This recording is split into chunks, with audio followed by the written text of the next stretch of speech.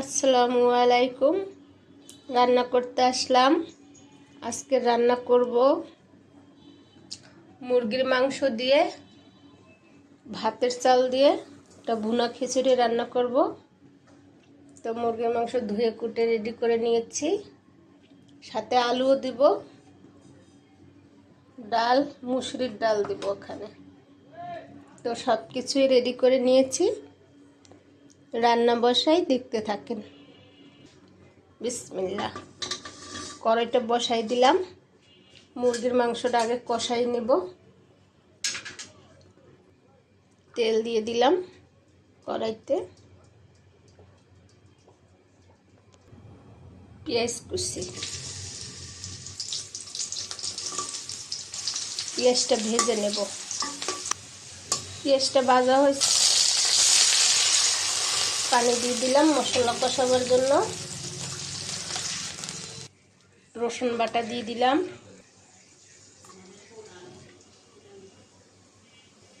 আদা বাটা, পেঁয়াজ বাটা, এখানে গোলমরিচ আছে, লং, এলাচ দিয়ে দিলাম, কাঁচা জিরা বাটা, তেজপাতা, দারচিনি, লবণ,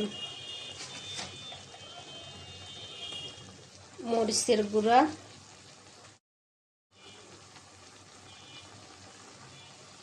হলুদের গুঁড়া। মশলাটা ভালো করে কষাই নেব।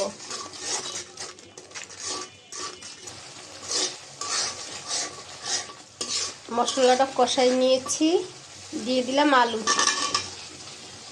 মুরগির মাংস দিয়ে দিলাম। এখন সব একসাথে কষাই নেব, আলু আর মুরগির মাংস।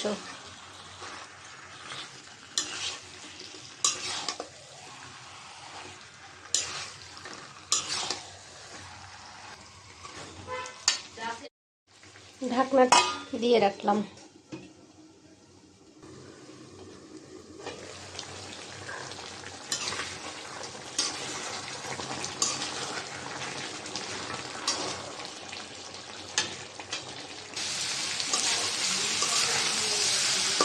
গোশটা কষানো হয়েছে, অল্প পরিমাণ পানি দিয়ে দেব।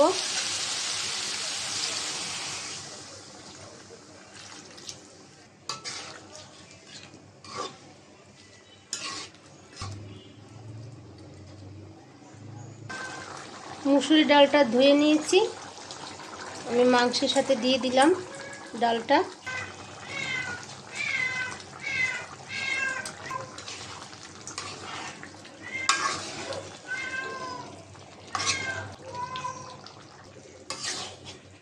তো গোশটা হয়েছে, গোশটা নামিয়ে নিব।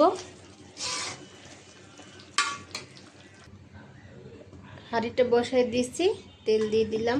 এই হাঁড়িটা রান্না করব। শুকনো মরিচ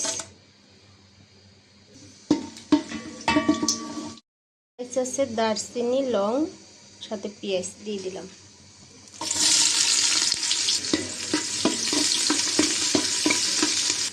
পেঁয়াজটা ভাজা হয়েছে, পানি দিয়ে দেবো। মাংস যে মশলা দিয়েছি একই মশলা দিয়ে দেবো, চালের সাথে অল্প অল্প করে। রসুন বাটা, জিরা বাটা, মরিচের গুঁড়া, হলুদের গুঁড়া, লবণ, 1 চামচ ধনিয়ার গুঁড়া। মশলাটা কষাই নেব। তো মশলাটা কষানো হয়েছে, ভাতের চালটা দিয়ে দেবে।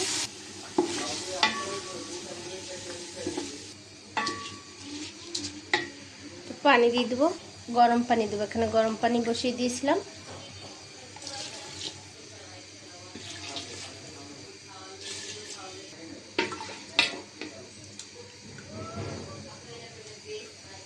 ঢাকনা দিয়ে রাখলাম।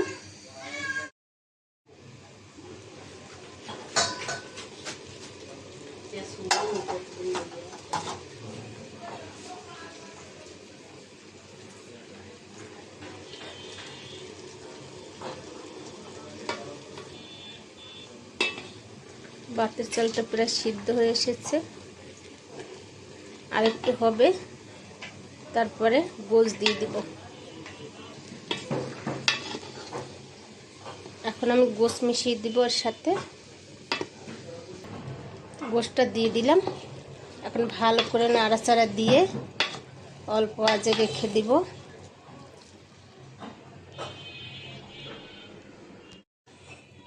খিচুড়িটা রান্না হয়ে গেছে, তো আমি তুলে নিব। তো খিচুড়িটা তুলে নিব।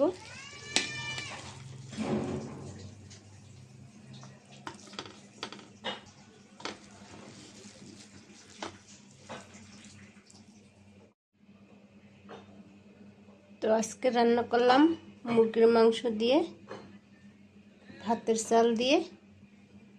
তো অনেক সুন্দর হয়েছে খিচুড়িটা। তো আজকের এই পর্যন্ত, সবাই ভালো থাকবেন। আল্লাহ হাফেজ।